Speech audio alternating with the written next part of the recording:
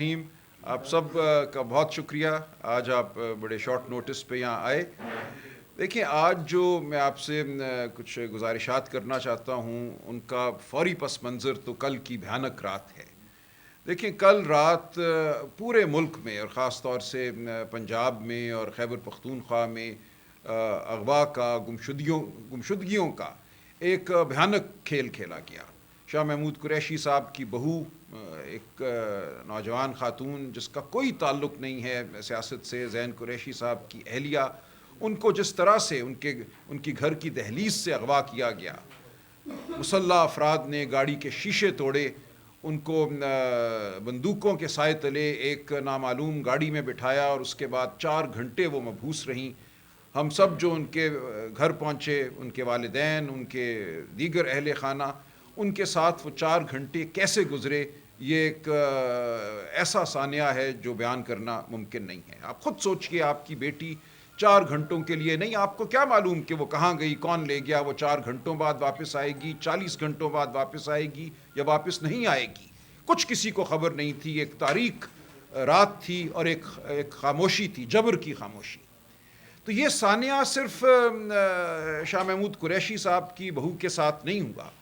इस साने ने हमें याद दिलाया उस फस्तायत का, उस बेशर्मी का जो पिछले 2 साल से इस मुल्क में बरपा है। देखिए, मैंने लाहौर के एक हल्के से इलेक्शन लड़ा, साहबजादा साहब ने भी इलेक्शन लड़ा फैसलाबाद से। हम गवाह हैं उस बर्बरियत के जो आप सब ने, हमारी बहनों ने, हमारे भाइयों ने सही है पिछले 2 सालों में। वो समनाबाद हो, वो इछरा हो, जिस गली में मैं गया मैंने यही खबर सुनी, यही मैंने दुख की दास्तान सुनी।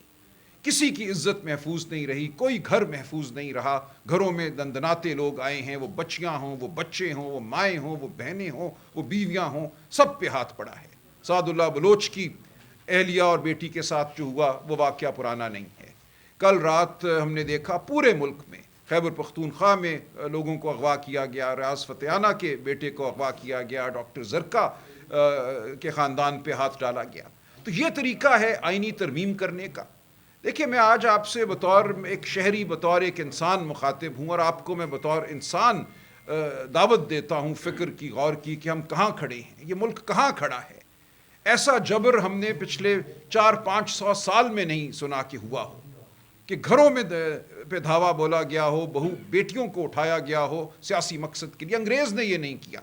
1860 में जो अंग्रेज़ ने कानून बनाए, जो ज़ाब्ता फ़ौजदारी बनाया, उसमें लिख दिया कि घर में दाखिल नहीं होगा कोई, बहू बेटियों को, ख़वातीन को तलब नहीं किया जाएगा थाने में। ये तमाम चीज़ें अंग्रेज़ ने 1860 में लिखी थी, जिनको आज हम 2024 में पामाल कर रहे हैं। कोई कानून नहीं है, कोई शराफत नहीं है, कोई, मैं समझता हूँ इस वक्त कायदा नहीं है, कोई बेशर्मी की हद नहीं है जिसको हम फलांगने को तैयार नहीं हैं। और कहा यह गया उस बच्ची को, मैं मौजूद था जब वो बाजियाब हुई, जब वो वापस आई, उसकी तमाम बात कल रात मैंने सुनी शाह महमूद साहब की बहू की। उसने कहा मुझे एक ही बात कही गई, बदतमीज़ी नहीं की गई उसके साथ। 4 घंटे उसको नहीं पता था कि उसके साथ क्या होना है। वो एक बंद कमरे में थी, बाहर बंदूकें थामे लोग खड़े थे। वो कहती है मुझसे जो बात की गई, एक साहब अंदर आए और अंग्रेज़ी में मुझसे बात की उन्होंने, और उन्होंने कहा ये जो हमने आपको उठाया है ये इस मुल्क की माशी तरक्की के लिए ज़रूरी है। ये हम एक सिग्नल दे रहे हैं कि हम इस मुल्क में माशी तरक्की के लिए हर कदम उठाने को तैयार हैं। ये वो कदम है जो आप उठाएंगे माशी तरक्की के लिए? आप इस मुल्क को क्या बनाना चाहते हैं? कब्रिस्तान में माशी तरक्की हुआ करती है, बेशर्मी में माशी तरक्की हुआ करती है। ये वो लोग हैं जो आज इस मुल्क पर काबिज हैं, जो ये समझते हैं कि वो इस मुल्क में माशी तरक्की बर्पा करेंगे जबर के ज़रिए। वो तालिब इल्म हों, तलबा हों, एहतजाज करते हुए उन पर डंडे बरसाए जाएंगे, गोलियां बरसाई जाएंगी, वाक़यात को छुपाया जाएगा, क्या हुआ क्या नहीं हुआ हकीकत सामने नहीं आएगी। एक खौफ का समा होगा जिसमें आप कहते हैं कि फैक्ट्रियां चलेंगी, दौड़ेंगी, आप कहते हैं कि उसमें रोज़गार पैदा होगा। आज मुझे कोई कम उम्र शख्स, नौउम्र शख्स, नौजवान ऐसा नहीं मिलता जो इस मुल्क से भागने का इरादा नहीं रखता। मैं हकीकतन ये कहता हूँ। मैं बहुत यूनिवर्सिटियों, कॉलेजों में जाता हूँ, मुझे बुलाया जाता है लेक्चर देने के लिए, नौजवान नस्ल से गुफ्तगू करने के लिए, और मैं पूछता हूँ उनसे ये कौन अगले 30 साल 40 साल अपने देखता है कि इस मुल्क में आप फले फूलेंगे, आप अपना कैरियर जो है यहाँ बनाएंगे? मैं कहता हूँ हाथ उठाओ। 100 के मजमे में, 100 की क्लास में शायद 1-2 हाथ उठाते हैं جو کہتے ہیں کہ ہم اس ملک میں اپنا مستقبل دیکھ رہے ہیں. تو آپ نے کیا برپا کر دیا ہے؟ آپ نے اس ملک میں جو بنیادی ایک رشتہ ہوتا ہے ریاست کا شہری کے ساتھ، ریاست کا اپنے بچوں کے ساتھ، اپنے نوجوانوں کے ساتھ، اس کو آپ نے تار تار کر دیا ہے. اور آپ کہتے ہیں ہمیں آئی ایم ایف سے لون مل گیا، اب یہ معیشت دوڑے گی، ہم نے ایس سی او کانفرنس کر دی، اب یہاں پر فراوانی ہوگی. کس چیز کی فراوانی ہوگی؟ جبر کی، ظلم کی فراوانی ہوگی. تو میں آپ سے گزارش کرتا ہوں کہ جو کچھ اس ملک میں ہو رہا ہے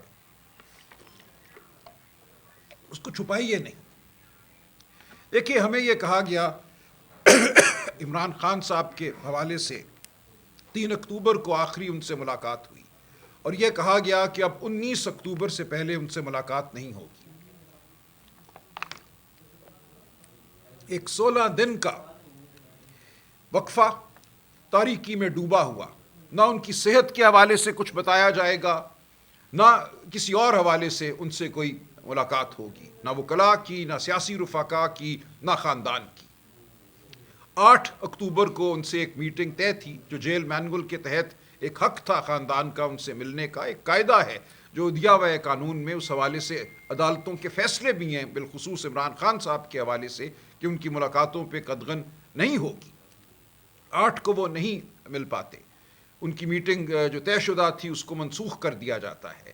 ان کی ایک ہمشیرہ جو آزاد ہیں اب بھی، باقی 2 تو جیل میں ہیں جن کو ناحق گرفتار کیا گیا، وہ آتی ہیں اسلام آباد. میں ان کی طرف سے ایک پٹیشن دائر کرتا ہوں، وہ ہائی کورٹ میں لگتی ہے. ہم یہ استدعا کرتے ہیں کہ انسانی رویوں کے تحت آپ ایک ہمشیرہ کو یا ایک ایسے ڈاکٹر کو جس پہ انہیں اعتماد ہے خان صاحب کو اور ان کے خاندان کو، ان کو 20 منٹ کے لیے صرف ملنے دیجئے خان صاحب کو، تاکہ جو کروڑوں لوگ پاکستان میں اس وقت تشویش میں مبتلا ہیں ان کی تشویش ختم کی جا سکے.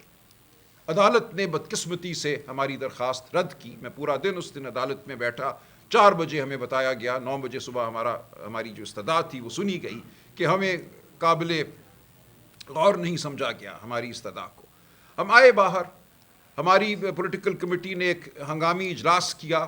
اس میں ہم نے یہ فیصلہ کیا کہ اب ہمیں احتجاج کرنا ہے. ہم قانونی راستہ اپنا چکے، کوئی اور آگے ہمیں راستہ نظر نہیں آتا. ہم عمران خان صاحب کو 16 دن ان کے رحم و کرم پر نہیں چھوڑ سکتے. ہم سب تشویش میں مبتلا تھے، خان صاحب کے حوالے سے، ان کی صحت کے حوالے سے، ان کی فکر تھی ہمیں. تو ہم نے یہ فیصلہ کیا 11 تاریخ کی شام کہ ہم 15 تاریخ کو اسلام آباد میں ایک احتجاج کریں گے.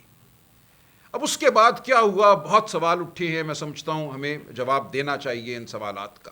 ایک بیانیہ ہے سوشل میڈیا پہ، یوٹیوب پہ، وہ قائم کیا گیا. ہم پہ غداری کا الزام لگایا گیا، ہم پہ بزدلی کا الزام لگایا گیا. تو اب میں سمجھتا ہوں ضروری ہے کہ ان تمام الزامات کو دیکھا جائے، کس حد تک ان الزامات میں صداقت ہے اور کس حد تک معاملہ کچھ اور تھا.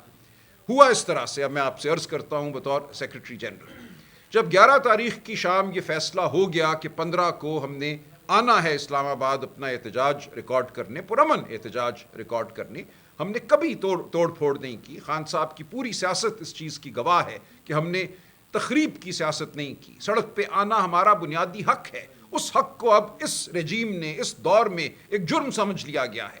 اور یہ ہمارے حوالے سے نہیں، جو بچوں کے ساتھ ہو رہا ہے، جو اس وقت پنجاب میں اور پورے پاکستان میں اس وقت جو ایک تشویش کی لہر ہے، جو ہمارے بچے سڑکوں پر آ رہے ہیں، جو ان کے ساتھ سلوک کیا جا رہا ہے، ان کو مجرم سمجھا جا رہا ہے.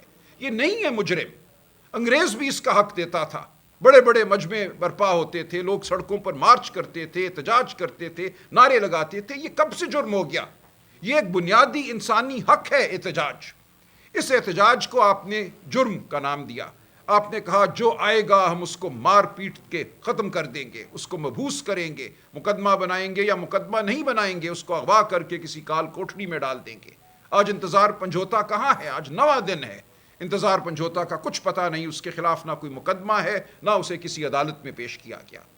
تو یہ ہے وہ صورتحال جس سے ہم دوچار تھے. 12-13 تاریخ کے دوران مجھے مختلف علاقوں سے، پنجاب، خیبر پختونخوا اور اس سے آگے بھی، ایم پی اے حضرات کے فون آئے. تقریباً 70-75